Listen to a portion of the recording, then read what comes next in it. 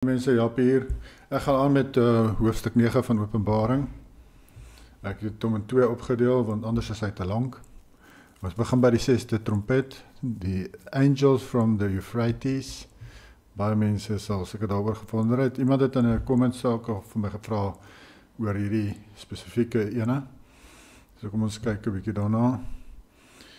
Then the sixth angel sounded, and I heard a voice from the four horns of the golden altar, which is before Yahuwah, saying to the sixth angel, who had the trumpet, release the 4 angels who are bound at the great river Euphrates. Ons het alreeds gesien in hoofstuk 6 dat die rivierwinde verwys ook na die 4 perde, en hier verwys dit na die 4 engele, wat almal verwys na Yahuwah as Yahuwah se oordeele oor 'n nasie. Sien Openbaring 6 se verduideliking. Historiese Babylon is op die Eufraat gebou. Is eintlik die Peraaf, die regte naam as jy kyk in die Bybel. Dis nie die Eufraat nie, dis die Peraaf. Babylon het in 539 voor Christus geval, as gevolg van invallende leers wat die Eufraat opdroog en onder die mure van die stad deurgekom het. En met die Babylonse val het hulle ook die rivier opgedroog om in te kom by die stad. En dis eintlik ook 'n verwysing daarna hierso, met die van die release the 4 angels who are bound at the great river Euphrates. Nou sien ons hierso, Openbaring 17 en 18 verwys na Jerusalem en die tempelpriesterskap as beide Babylon en geestelike Babylon, of mystery Babylon. Maar dit sal ek nou meer breedvoerig verduidelik dan, as ek by die hoofstukke kom. Daarom, wanneer gesê word dat hierdie springkaansoldate by die Eufraat gebind is die implikasie dat hulle buite Jerusalem, Babylon en geestelike Babylon teenwoordig is, besig om voor te berei om die stad en tempel te laat val, soos dit in Openbaring 17 en 18 genoem word. Soos ons gesien het nou met die eerste deel hierso, hulle het vir 5 maande mos gewag. Hulle het net 'n muur gebou met hout om die stad en daar gesit en hulle popcorn geëet en gewag. En die mense maar krepeer daar in die stad. Hulle het nie hulle dadelik gaan aanval nie. Hulle het maar lekker daar gesit en ontspan. Nou en dan 'n bietjie pile geskiet met hulle skorpioene daar so buite, want hulle het daai wapen wat skorpioen genoem word. En hulle het net gewag. So dit is wat daar gebeur het. En hulle het eers later toe hulle ordentlik gaan aanval, soos wat die mense nou maar met 'n oorlog doen. So the 4 angels, who had been prepared for the hour and day and month and year, were released to kill 1/3 of mankind. En ja, na hierdie 5 maande, kan jy maar sê, as hulle gerelease, of het hulle toe besluit, dis nou tyd, dis nou sulke tyd, en toe gaan hulle in en hulle maak meer as 1 miljoen mense dood. Tydens die beleg van Jerusalem in 70 na Christus was daar 4 Romeinse legioene onder Titus se bevel. Is interessant, né, die 4 engele, maar hier verwys ook daar was 4 legioene daar so teenwoordig onder Titus se bevel. Net soos die 4 engele, 4 legioene. Of jy kan sê 4 bataljonne. Is dit die regte woord in Afrikaans? Ek hoop so. Is Legio V Macedonica, Legio X Fretensis, Legio XII, Fulminata en Legio XV Apollinaris. Onthou julle Apollyon verwys na hierdie spesifieke legioen wat onder Titus was oorspronklik ook. Dis sy oorspronklike bataljon en hy het nou hierdie ander ook onder hom, want hy is nou oor die hele weermag van Rome, nie net oor 1 bataljon nie. Die 4 engele wat by die Eufraat gebind is, blyk te verwys na die generaals van hierdie 4 legioene. So 5 tot 6.000 soldate per legioen, as julle gewonder het. Dis nou 4 legioene. So is nogal jou wat, nee, so sê maar al is 5.000, dis het 20.000 soldate, wat gewag het daar by Jerusalem, om maar in te gaan. Now the number of the army of the horsemen was 200 million. I heard the number of them. Hierdie soort hyperbool was algemeen in die Joodse, Christelike en antieke Kanaanitiese tradisie. Hulle het baie keer sulke tipe spraak, hyperboliese spraak gebruik Vir alles is 'n ontelbare hoeveelheid mense, dan sê hulle net enige soos 'n getal, soos 200 miljoen byvoorbeeld. Maar hier gaan ek nou meer vir julle verduidelik met ander skrifte ook. Die Apokalips van Daniël 2 vers 3 tot 4 lees. En in hulle skepe sal 'n magt om duisende wees. En daar sal ander oneindige en ontelbare menigtes wees. En die Apokalips van Daniël 2 vers 3 tot 4 word myriads gelykgestel aan oneindige en ontelbare menigtes. Nou eintlik staan daar myriads. Nou 'n myriads is 10.000 maal 10.000. So dit sê daar is 100 miljoen mense op die skepe, maar daar is nie letterlik 100 miljoen nie. Dit is nou net 'n hiperbool. Maar ek sal nou net die definisie daar gee van 'n hiperbool ook. En dit is in hierdie teks waar mense dit kry. Pseudo-philo is iewers rondom die tyd van Openbaring geskryf. Pseudo-philo 31 vers 2 wat opteken hoe Israel die leer van Sisera doodgemaak het. Lui. Jammer. En die getal van die wat in 1 uur bymekaar gekom en gedood is, was 90 maal 97.000 man. Dit is 8.730.000. Duidelik was daar nie so baie mense gedood nie.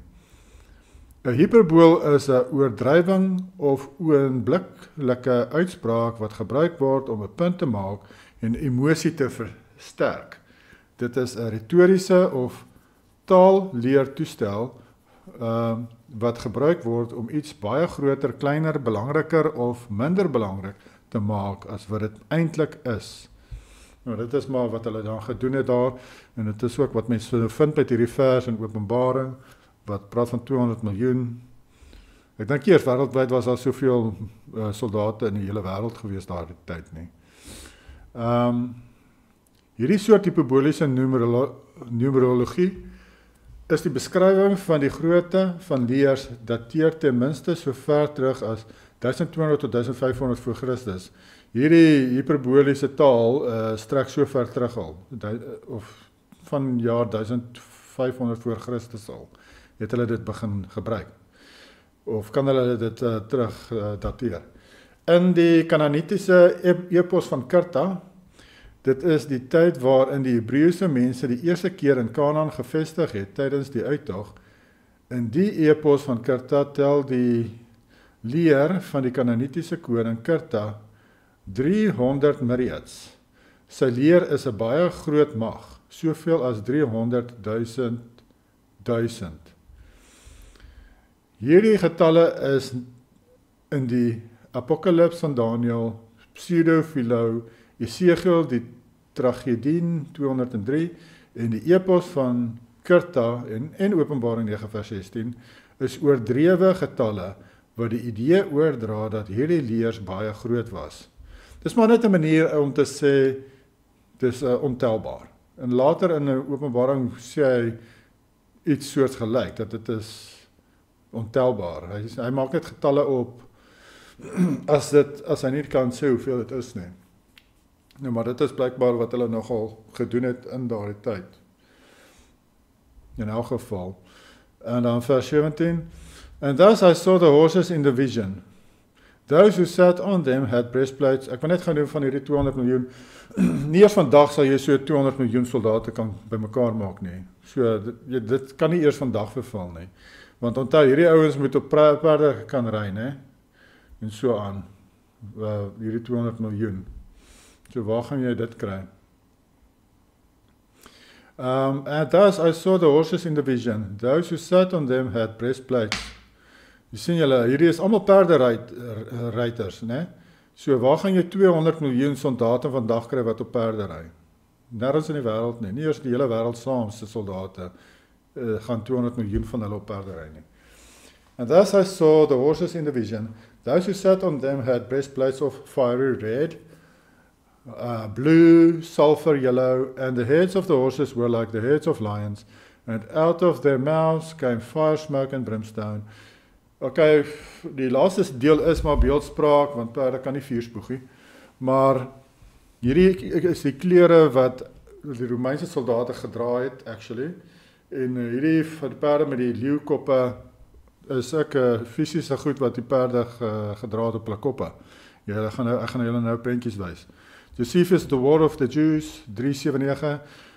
Alhoewel Josephus nie spesifiek sê dat die Romeinse leer 4 na Jerusalem geloods het nie, dui hy wel aan dat hulle dit vroeër in die oorlog tydens die beleg van Jotapata gedoen het. Daarom blyk dit waarskynlik dat die Romeinse legioene dieselfde gedoen het tydens latere belegging van Jerusalem. En dit sluit ook aan by daardie vers van die Openbaring wat praat van hy kan vuur uit die hemel laat neerval. Dit is wanneer hulle hierdie vier klippe in Jerusalem ingegooi het met hierdie, soos hulle in Frans sê, trebuchets, katapults. Nou, hulle het dit gebruik met ander oorloë, so dit maak sin dat hulle dit ook sou gebruik het met Jerusalem natuurlik. Okay, hier's 'n prentjie van sommer al 3 kleure in, die blou, geel en die rooi, in een prentjie. En dan, soos ek sê, hulle het vlerke op hulle skilde, wat ook kan verwys na hulle embleem van die arend, en dat hierdie Openbaring na hulle verwys.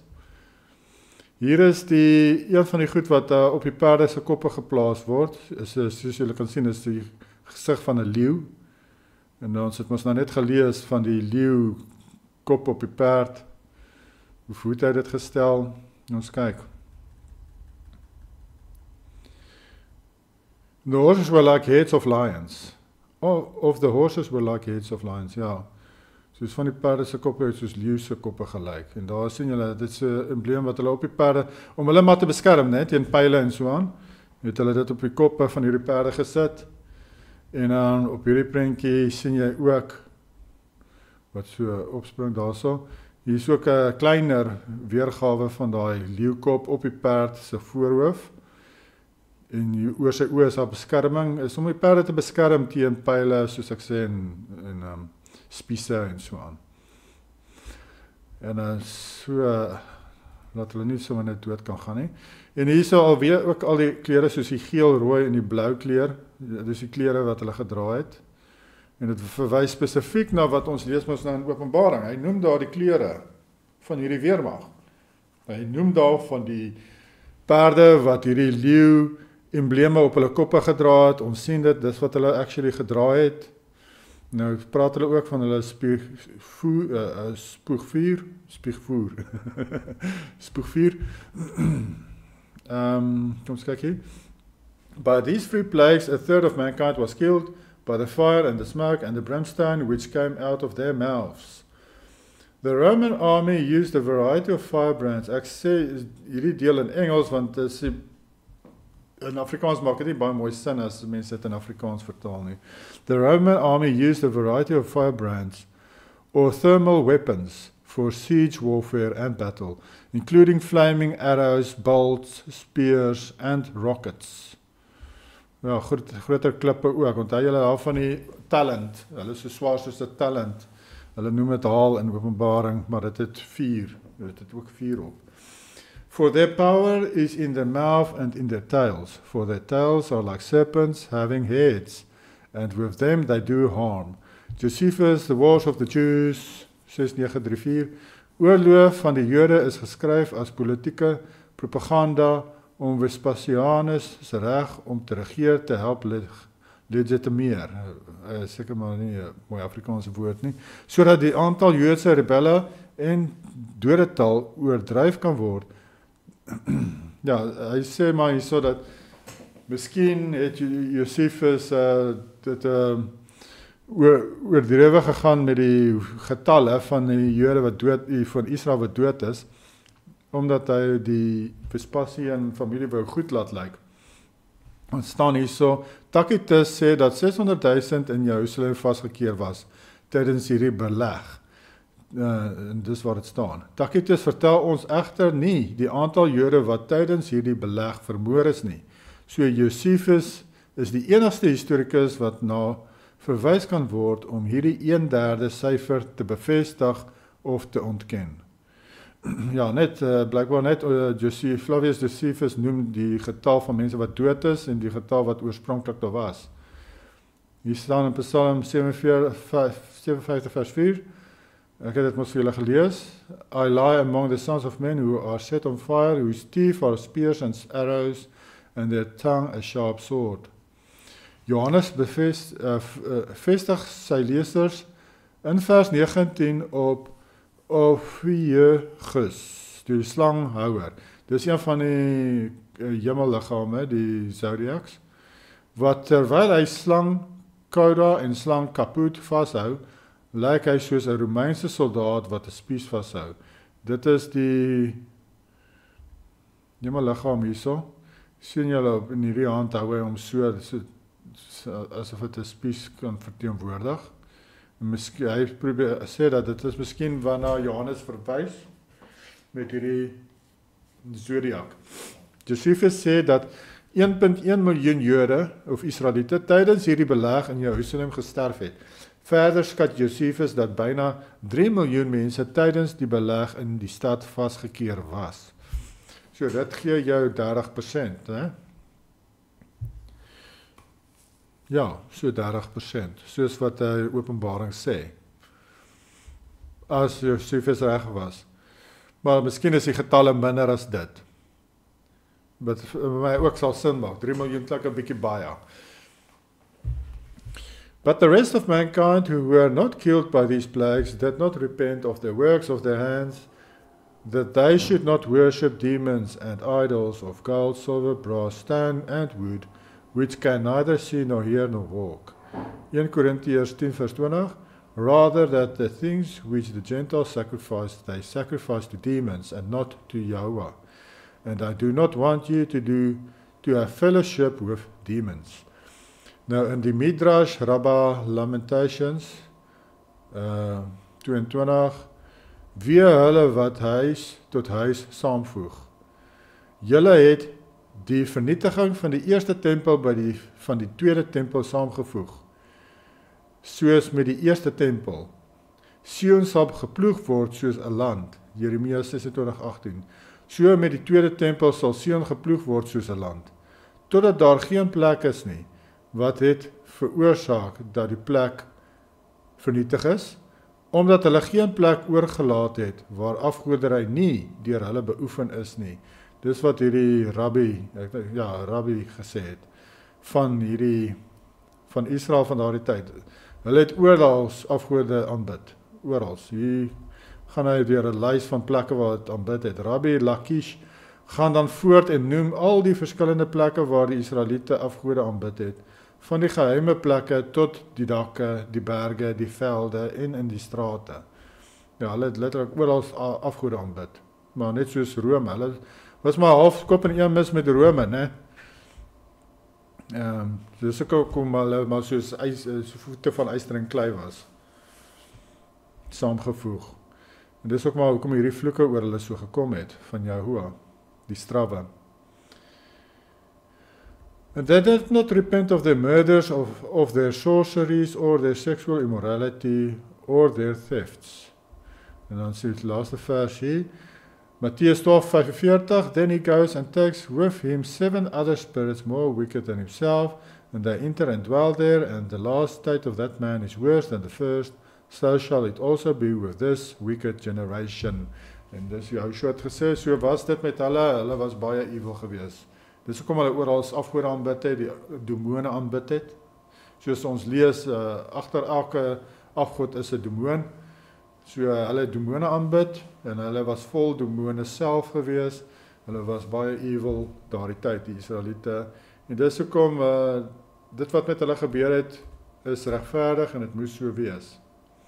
Jehovah se oordeele oor hulle, omdat hulle weggedraai van sy gebooie af en ander aanbid het, afgode aanbid het. Kompromieë aangegaan het met die wêreld.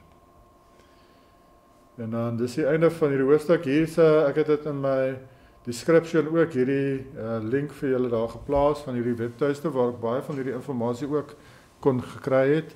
Ek het verskillende boeke deurgegaan, maar hier het ek met die meeste goeie inligting gekry wat vir my sin gemaak het en ingepas het by wat ek hoe ek hierdie goed sien.